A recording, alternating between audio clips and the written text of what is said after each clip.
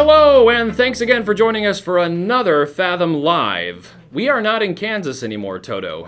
In fact, we're not in Texas where we normally shoot our show. We are here in Cary, North Carolina, and that's where Fathom is headquartered, so we're out here doing some stuff. So if things look different, sound different, or if there's connection issues or whatever, please forgive us ahead of time here as we're in a different location. But otherwise, you may just not know the difference. So we got the same kind of setup. So thanks for joining us. This is a live stream show dedicated to giving you tips and insights from experts in and around the real estate industry. I'm your host, Jeff Sturtz. Last week we had a contest, as we do every week. If you comment in the notes below on Facebook, or not in the notes below, but in the comment section in Facebook or YouTube, you're automatically entered to win one of four prizes. You can either win a yard sign package up to $200, lead service, your GoSocial agent. You can win an OnTarget transaction if they're in your market, or a photo listing package up to $200. So there's a lot of different options there when you win. So go ahead and start commenting there on Facebook and YouTube, and like I said, your name will be entered into the drawing. Our winner for last week's show, who commented, was, and I'm going to bring it up here, it was Rita Simmons. Rita Simmons, congratulations for winning the prize. We'll be in touch with you about selecting which one of those four prizes you want. We have Alexis Claire with us today, but before we bring her on, I'd like to thank our guest, our sponsor, That's what happens when you fly and you're in different locations. You know, I'm all mixed up.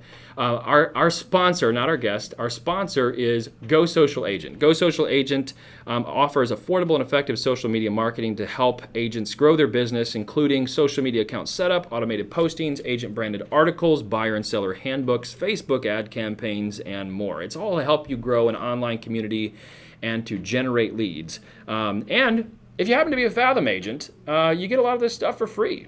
So you can check us out at fathomcareers.com as well. If you haven't hit the notification bell on YouTube, it does help you stay in touch with the show when we go live. And I tell you what, if you missed the show last week with Jana Usselton over at Model My Home, she's the owner there. They have staged thousands of pieces of property as home staging company. You missed a good episode. So I encourage you to go back and watch that. But during the show, a lot of guests were able to ask Jana questions about her expertise, and it was a very profitable show for our guests. So hit that notification bell. That way you don't forget when we go live. Also, if you happen to know someone that you think, man, that person would make a great guest on a live show dealing with either business or real estate, where we can help our agents and help our viewing audience, let us know. Shoot us an email at marketing@fathomrealty.com and let us know if you are a person that you think, hey, I might be able to help you out with the show, or maybe you know somebody that would make a great guest on the show. We'd love to know it. So we want to continue to provide valuable content for you all who watch. Last thing I'm going to say is we want to begin highlighting agents who are doing something special or significant or maybe even unique in their community. So if you know somebody, maybe they've received some sort of recognition from some sort of award, or they're doing something really neat in their community. Our company really promotes service and servant leadership, and so we'd love to hear what agents are doing. So let us know again, marketing@fathomrealty.com. We'll get that email, and we'll be able to see if we can give that person some recognition on the show. So that's it. That's all the blah, blah, blah kind of stuff before our guest here. We're so glad to have with us Alexis Claire. Alexis, thanks for joining us. Thanks for having me. Yeah, so Alexis, she's an agent. You deal specifically with a lot of short sales and foreclosures. You also have a law degree, and that's licensed in Florida, correct? No longer. No longer, okay.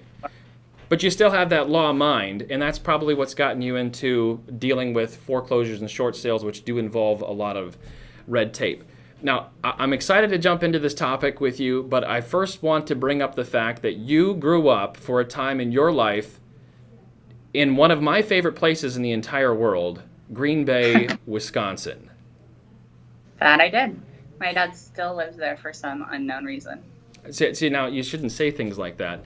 Now I know we got we had kind of a loss here on last Thursday for the Packers. But anyways, so you grew up in Cheesehead country, but you're not a Packer fan.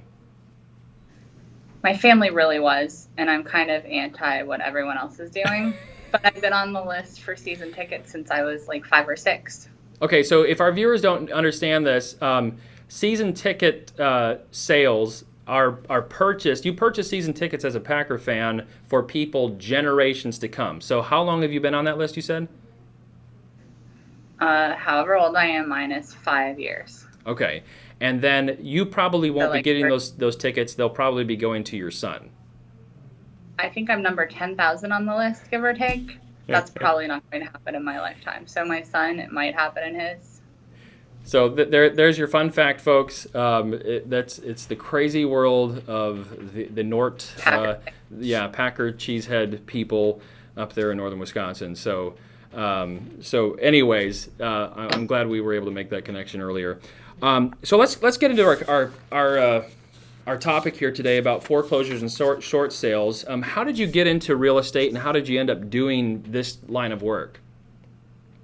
I had a roommate who was going to flight attendant school, and I was staying home with her son for a few months and needed to do something and be flexible. So I got my real estate license. And it kind of worked with what I already knew. So then, when it came to then doing short sale and foreclosure work, how did that come about? I started on a team. She gave me one of her investors. I did a lot of comps, and I wrote a lot of terrible offers, like a lot. Didn't get any contracts from them.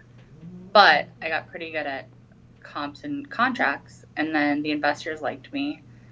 Then they started sending me short sales. Gotcha. So you solved the problem, and you were good at what you did with all the paperwork, and voila, now you're getting more and more of that kind of business. So I'm going to ask just a couple of very, very basic questions, and I do this because we might have new agents jumping in and watching this kind of stuff, or people that they're just not familiar with this line of business. Could you just give us a real brief explanation of what is a foreclosure, and how does it happen typically? So a foreclosure is when the bank has taken possession of a home that someone is no longer paying for. Okay. So it's the real estate version of a repossession. Okay, and that would be in the case where somebody is typically unable to make payments. Maybe they haven't made payments for, months or even years, and so at that point, the bank then repossesses the property. Right, that's a foreclosure. But yet it still involves transactions in real estate, and that's where realtors come in and help either sell the property after it's been foreclosed upon, or kind of rescuing that foreclosure before it happens. Now, on the other hand, what about a short sale? What is a short sale for our viewers? So a short sale is actually when someone rescues the property before it becomes a foreclosure. In a short sale situation, the seller owes more than the home is worth. Say they bought a new construction a few years ago, they spent way too much in the design center, and taxes have gone up, they can't afford it.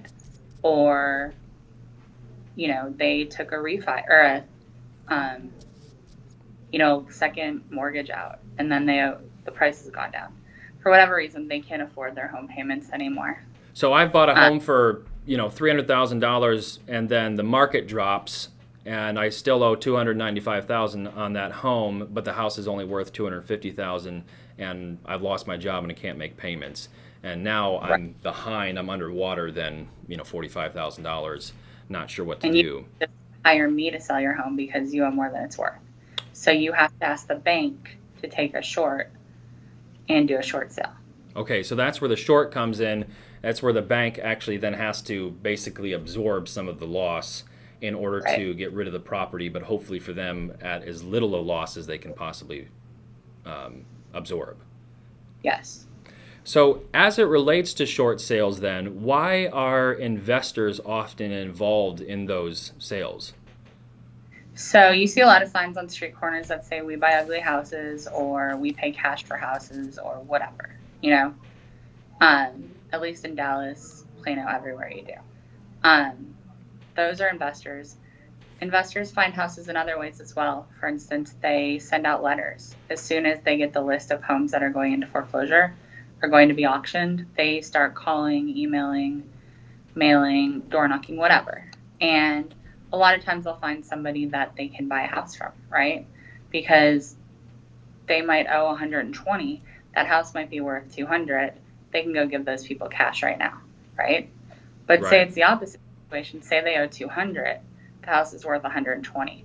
The investor might still want that house, but they can't buy it directly from the seller, Right. because the bank's not going to take that.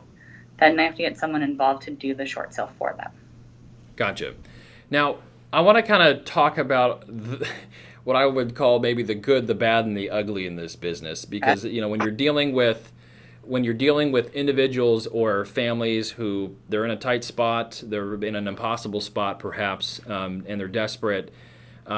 Those situations, sad to say, in humanity often attract some actors who want to take advantage of people in desperate situations. So what would you say is the darker side of this type of business that often happens? So, the We Buy Ugly Houses people and whoever else, they work with a formula. The formula is essentially what the house would be worth fully rehabbed times a multiplier of somewhere between 0.7 or 0.8. And then after that, you subtract the cost to get it to the most it would be worth. That's the least or the most they would pay for a house, right? But they might go in there and offer, some unknowing seller who's not very savvy, the bare minimum. So say you owe 50,000, your house is worth 200,000. They might come in and offer you 55,000 to get you out of there, and you're so desperate that you might take it. Right. So I could have actually walked away with a pretty decent amount of equity from that sale, but I don't know any better. All I know is I can't make my payments and I got to get out of here. And so somebody offers me a way out without, having a foreclosure. Right. Which kills your credit, and it's just a very, not good thing to have to experience. So then how does an agent or you as an agent potentially provide that help and give people a much better option than maybe what is first presented to them by this type of investment company? So a lot of realtors will come to me because I have an investor list. When I sell investor homes, the so-called ugly homes, I represent the sellers. I'm going to get them as much as I possibly can. It might not be as much as they would get on MLS, but it's going to be at the top of that formula, versus investors are going to come in and offer the lowest they possibly can. Right. And there could be a spread of 100,000 or 25,000. Do you run into a lot of people who have had this kind of offer, from a bigger company, and you're saying you have to kind of talk them off the ledge, where they just kind of say like, well, I'm just going to go through with this. It's simple. I'm going to be able to get out of this. And you say, no, just stop and listen. I think we can do a lot better. Do you ever have those kind of situations? Is that common? All the time. I mean, there's so many, they're called iBuyer programs. They'll come in and offer cash, right?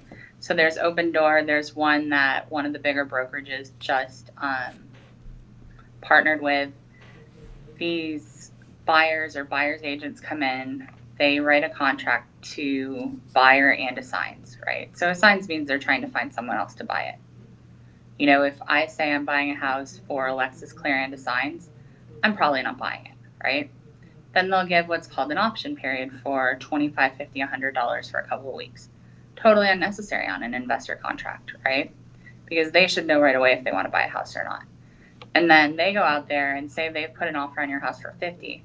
They might try to go sell it to another buyer for 75. If they can find another buyer for 75, then that seller could get the 75 and skip, the assignment.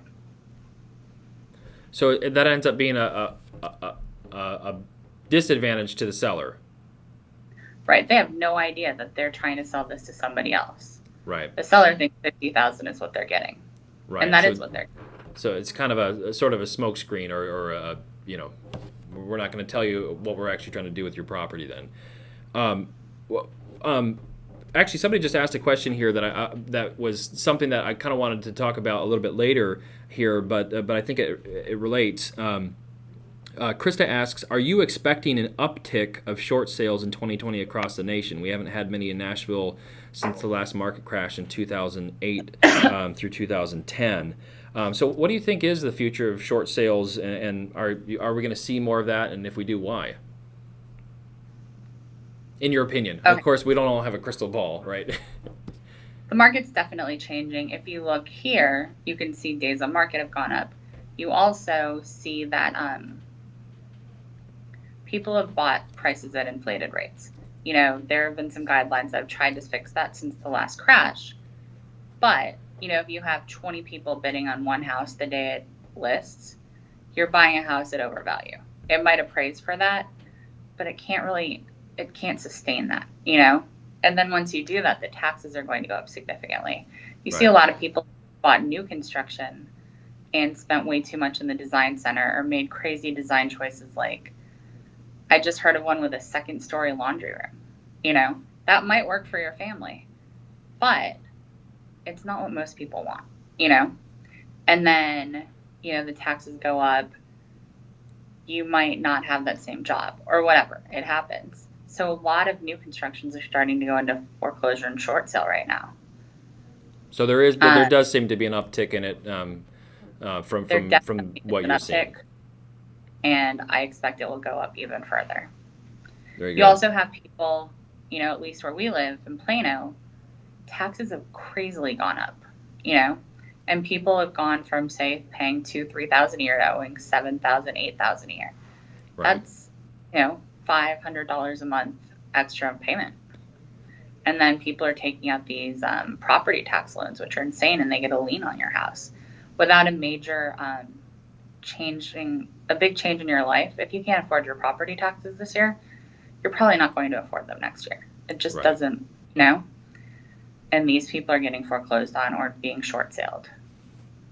So it's definitely going up, and I think it will continue to. So and thank you for answering that question. And by the way, too, for our viewers, if you have questions for Alexis, she's here and she's happy to field those questions as best as she can. So feel free in the comments as always to ask those questions, and we'll see what we can do.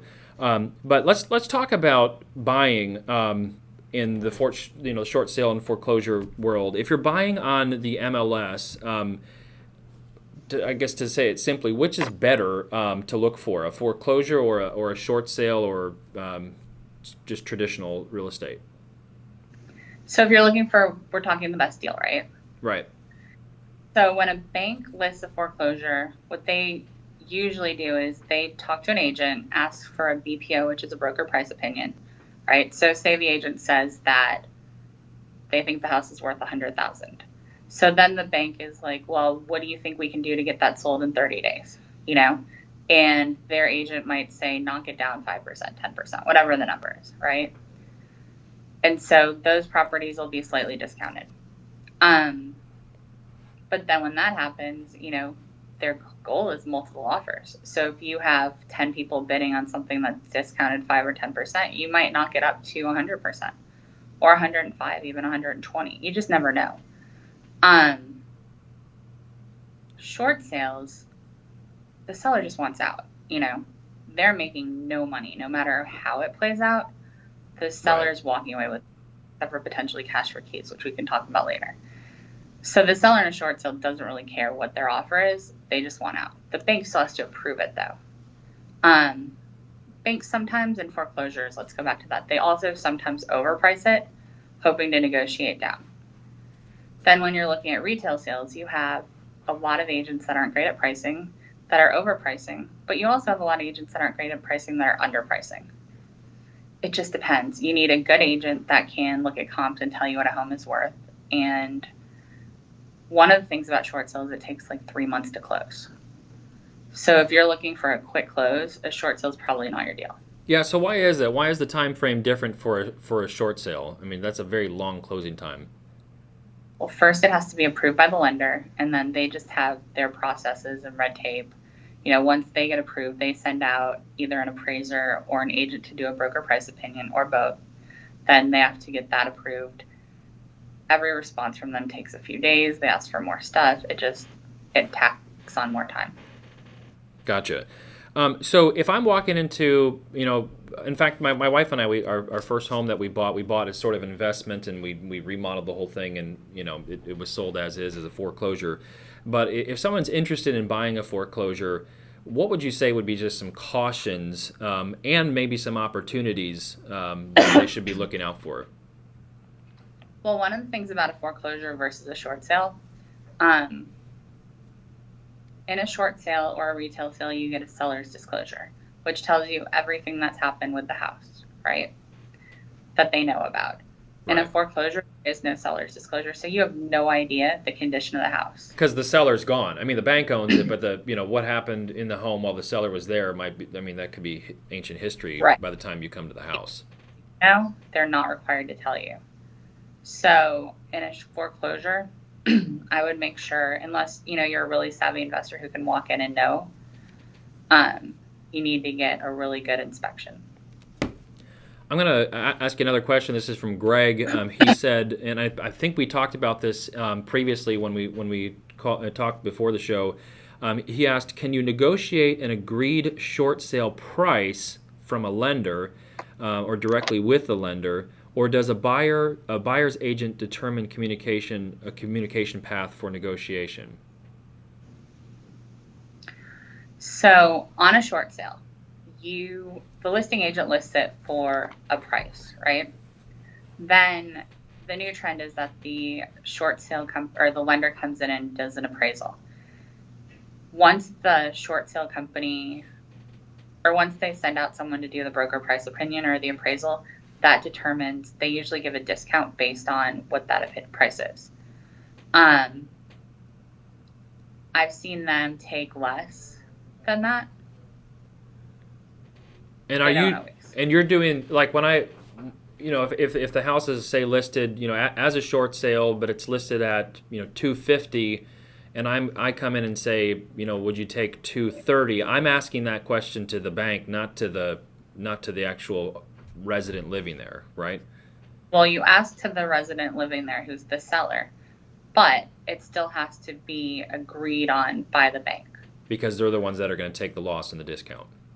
Right. So I'm negotiating with the seller's agent, then, not with the lender or the bank. And so the listing agent is the one communicating with the bank. Gotcha. So they're kind of the middleman. I think that answers Greg's question.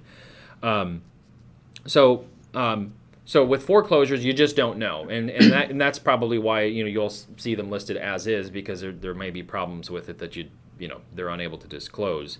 What about for a buyer who's interested in a short sale? Are there any cautions that you would give for somebody shopping those kind of houses?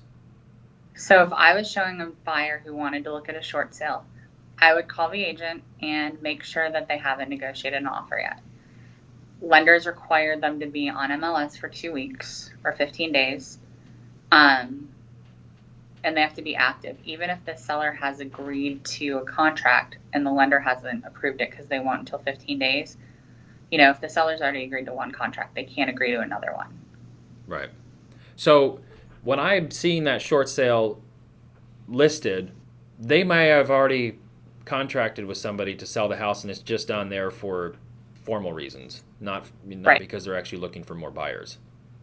I see that often. So instead of wasting my buyer's time, with taking a look at the house, my first question is going to be, can I even buy this? Is this under contract? Right, and I wouldn't say is it under contract because it's against an MLS rule. Probably no one's going to say yes, but might say that they're negotiating. So that would be probably more the way I would frame the question. Are you negotiating with anybody else? Should we move on and look elsewhere for something else, or is this a good opportunity for us? Exactly. Also, you cannot say, I will give you asking price and close in 2 weeks. It just doesn't happen. I see that all the time. I guess the agents don't understand how short sales work. It doesn't matter how quickly you can close. It's not happening. So even if I say I've got a bag of cash here, let's make this happen in a couple weeks. It's not going to happen in a couple weeks. It's never happening. Okay. I mean, it might have happened, but it's never happening in your time frame. Any other cautions then that you would provide to your buyer looking to buy a short sale? I don't know about cautions, but I think if the short sale hasn't been negotiated, a lot of times short sale sellers would like a lease back. They're having to move out. They don't have any money to move. They might be getting cash for keys from their lender. A lease back might be really appealing to them. So let's talk about then cash for keys. What is cash for keys and how does it work? And then there's, in my little bit of research around this subject, preparing for this, what's a HAFA program, and have you helped sellers take advantage of these? So now we're kind of shifting from buyer to seller, but what are those kind of programs? Cash for keys is it's when the lender will give a seller cash to move out. So if they're still living in a house, it's usually about $5,000, I think, that they will give to a seller upon closing. So I think it's to encourage them not to go steal like copper lines or the air conditioning unit or cabinet fronts or whatever, So does that then come with a set of criteria, like it needs to be swept out and that kind of thing? What kind of criteria comes with that? No, it has to be like in the same condition it's been in. So they'll come in and say, we see the house as it is right now. We need to get all of your stuff out. You need to get it cleaned out, and in order to get you out of here, so we can make this sale sooner and not be hanging onto this piece of property, we'll give you $5,000 to help you out, as so long as it's done by a certain date. Would that be kind of the conversation? Yeah, and even if there's a lease back, you don't have to get your stuff out, but I think it's more so, you've seen people in foreclosures take like the oven and the two copper or whatever. They can get any kind of money for air conditioning units, hot water heaters. So then the cash would then come after it closes? I think it comes at close. Okay. So then a HAFA program, is that the same thing or is that different? HAFA is a government program, correct? Yes. So HAFA program is a loan modification. So when you apply for a short sale, you have to, the seller has to prove a hardship, right? So the seller can go in and say, I've lost my job. They're going to want to see bank statements, tax returns, all kinds of information. And they'll try to modify the loan and get, a lower payment that maybe the seller can work with and not lose their home. But for instance, last year I had a short sale. The woman had already had a modification. Her monthly payment was under $1,000. She still hadn't paid in, I think, 48 months. Wow. She also had a brand new Escalade in the driveway. They weren't going to approve a short sale because they had, 48 months of no payments at $1,000 a month. They ended up not approving her short sale. But they do try to, if it's possible to help a seller modify and keep a home, they will try to do that. Gotcha. So let's talk about, we've kind of alluded to it a little bit here. It's not uncommon, as I understand, in a foreclosure or a short sale that there's more than a financial mess that's going on or difficulty, and oftentimes it's actually a literal mess. Where there's just, you walk into a piece of property and it's just packed with stuff, and not well organized kind of stuff. Why do you find that, and how do you help your clients with it? So a lot of times people that are going into short sales, they end up hoarding. In fact, my grandmother kept trying to send me something last year, all this Christmas stuff, and I was like, Mom, my house is starting to look like I'm about to have a short sale. Don't send me more stuff. But I think it's the loss of control over the tangibles that they have in their property, and so they start collecting more and more stuff. And so a lot of short sales that you walk into, and pre-foreclosures and investor houses and ugly houses in general, the people that live there have a lot of stuff. And it's probably, I don't know the psychology of it, but I imagine there's some studies about it. So what do you do in that situation? So maybe you've come in as the, the knight on a white horse, coming in saying, hey, you don't have to go to foreclosure, you don't have to go to short sale. We can sell this house for you, and you can make some money. But the place is a mess. Maybe they're dealing with that. How do you kind of provide that tough love to say, hey, but if we want to get some good cash for this, we need to get this stuff cleaned up? What kind of experience or advice could you share in relation to that? So I had a closing last week that was actually a referral from a Fathom agent. She thought it was going to be a short sale. He actually owed a lot less than it was worth, so it didn't have to be a short sale. We could have put it on MLS. There would have been a lot of equity. There was still a lot of equity. He walked away with some money. But they had a lot of stuff, and they had pets and a lot of pet owners. And they were embarrassed, and they didn't want people walking through their house, and I understood. I mean, So I found him a buyer that, it wasn't a typical investor. It didn't hit the typical investor formula, but it was an investor who could give them more than he was getting from some of the iBuyer programs. Right. And they gave him a 3-month lease back, and they were able to get the cash and do what they needed to do. He had lost his job 3 years ago and couldn't find a new one. And since then, he found a job. I got him some interviews. So in that case, cleaning it up wasn't necessarily like your first priority because you already found somebody that said, okay, I can deal with the property after it's vacated and we'll make it look all nice and smell nice and that kind of thing. Honestly, short sales are sold at a discount. You don't necessarily need to clean it all up.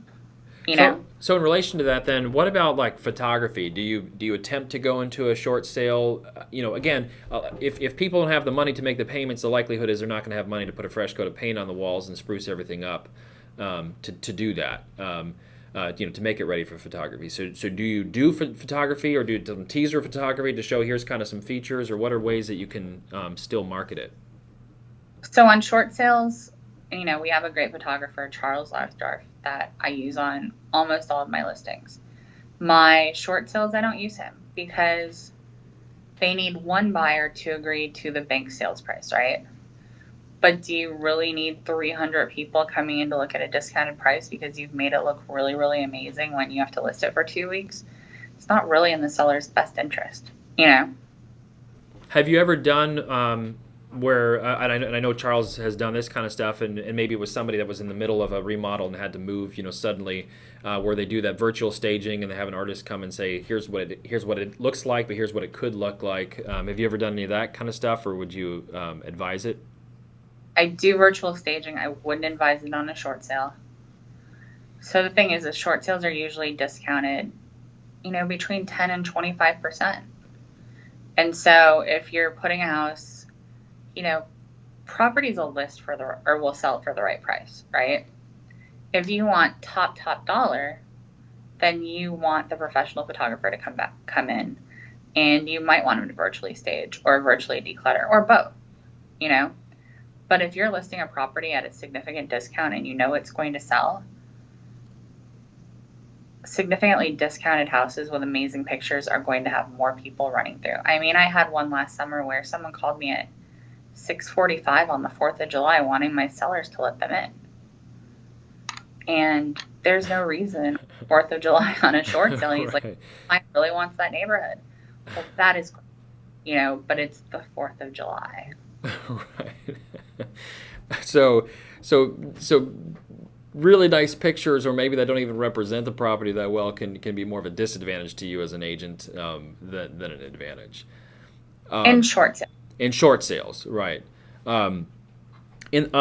Let's talk just about finding this kind of business here. And well, there we go. This is I love this when a comment actually provides a segue. So way to go.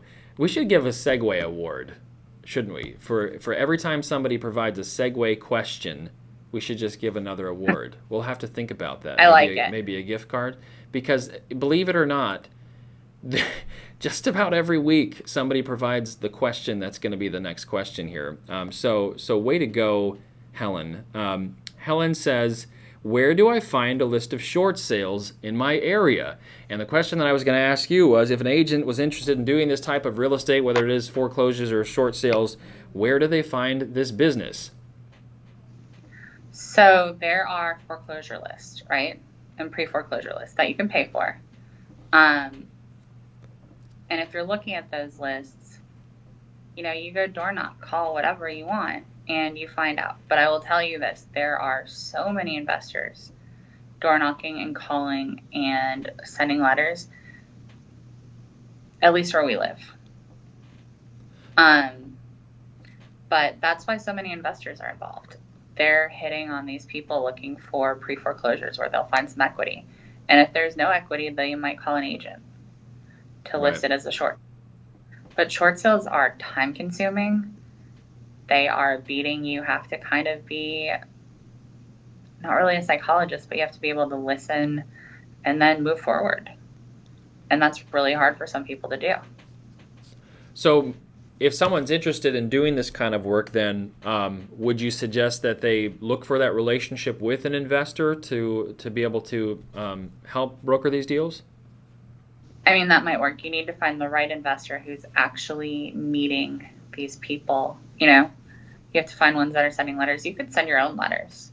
There are plenty of companies, if you Google sending letters to pre-foreclosure homes. Gotcha. Or you can go to the county list, of whatever counties you want and who's about to go to auction. But you got to do it right away, because if they're finding out they're auctioning the first Tuesday of next month and we're October 2nd, right, you have a month to get foreclosure stalled. So I can both find paid lists that offer these kind of properties, or give me a list of these kind of properties, but I can also go to my county and say, or get a list from them that shows, okay, here's a lot of people that I could come in and maybe they're getting a terrible deal because they're about ready to have their house foreclosed upon, or go to, because auction is the step before foreclosure. Am I understanding that correctly? Auction is the foreclosure. That is the foreclosure. You'll Okay. see foreclosure homes on MLS, but first it's gone to auction. If nobody buys it at auction, then it goes into the bank's inventory. Gotcha. Okay, so even though it's going there, it may not necessarily get the price that they asked for it. No, because they generally are starting the auction at what they're owed. And then also in auction, you don't know if they're tax liens, HOA liens, that you're also going to be responsible for. So as far as those auctions, is it kind of the bigger players that typically show up to those things with a lot of money? And so, I mean, like a car auction where, maybe a used car dealer will buy up 30 cars at the same time. They don't know what's inside the hood. They just see it passing in front of them in a line. Would that be kind of the same world when it comes to auctions, or is it a lot of individuals buying these? Well, so you have to have the exact amount of cash in hand at an auction, or cash equivalent for homes. With a car, you just walk away with the car, right? But at a home, you don't know what kind of baggage that house has. There could be a $20,000 HOA lien or a tax lien that you will be responsible for as well. Gotcha. So it's probably not going to be individuals as much buying this, but bigger investment companies. It used to be individuals. I think it still is. I think a lot of them have now started sending letters and calling. I'm saying as far as who's buying the property in an auction, it would be... I still think it's individuals, but I think they're probably not as heavily populated now that people can send letters and get to the people before they hit the courthouse steps.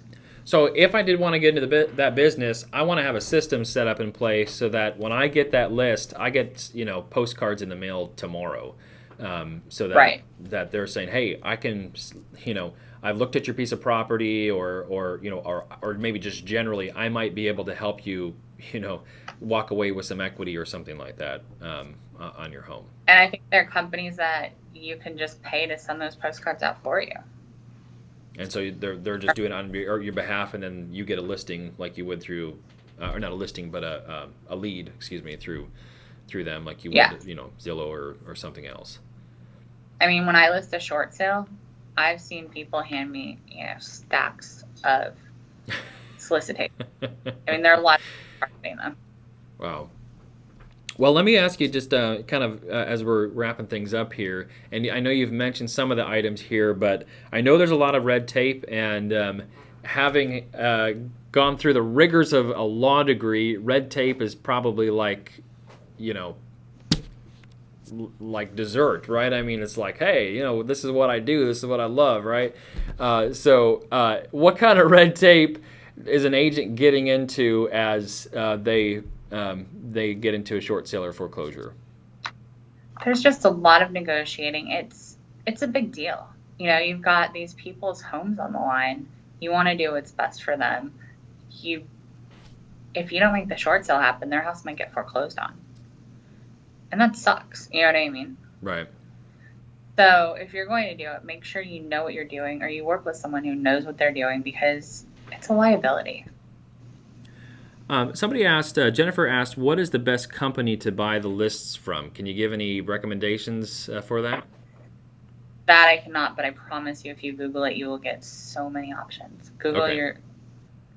Google send letters to pre-foreclosure homes. I promise there will be so much. All right. Any last word or anything that you want to share for our viewing audience? Know what a short sale is and a foreclosure. Obviously, if you're listening to this, you do. But I had a listing from an investor a couple of years ago where these people bought a house from one of their friends that was a brand new agent. And he didn't even tell them to get an inspection. So then within the first year, their air conditioning broke. And then their pool heater broke, or their pool pump, and something else. They took out all these loans, couldn't afford it, moved in with their mom. So then brand new agent who's been an agent now for a year comes back in, puts it on the market, gets them a contract. And they get to closing and they find out they owe more than it's worth. I think the guy was with like Keller Williams or somebody big, you know. Between his brokerage and the title company and the other side, nobody knew to do a short sale. And so they were about to be auctioned on, and I found out 2 weeks before that from one of my investors, and I helped save it for them. And by save, I mean I got them a short sale. But Right. They'll be able to buy a year from now, you know? Right, because their credit hasn't been destroyed from an auction. Right. I appreciate the advice, and that's why we do this show. I mean, we want to continue to educate, and that's why I asked the questions in the beginning too. Very simply, what is a foreclosure? What is a short sale? And that's the kind of mantra we've heard on this show a lot from different experts and leaders. That just learn. You need to learn, and if you don't know, you're not stupid if you don't know, but you're stupid if you don't find out when you're supposed to find out. Right. I don't think any of them called anybody stupid, but you know, find out, Me learn, either. educate yourself. If you don't know this before you try to go into this half blind and mess somebody's credit up and maybe their life up. So I appreciate that advice. Anything else you'd add? No. Well, I appreciate you. Well, Yeah, go ahead. What's that? If you have questions, you can always call me. I helped someone this morning at Fathom. Do you want to share contact information? If not, they can just reach out to you via Facebook. Yeah, my phone number is 972-670-1803. I might have a business card. And my email is alexis@alexissellstexas.com, but you should probably text me and I'll text it back to you. And if you missed that, somebody said they typed it in, they couldn't type it down fast enough, you can always reverse in YouTube. There it is.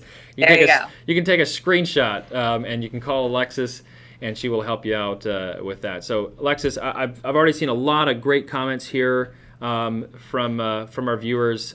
So, thank you, and thank you for your insight, and thank you for our viewers for watching.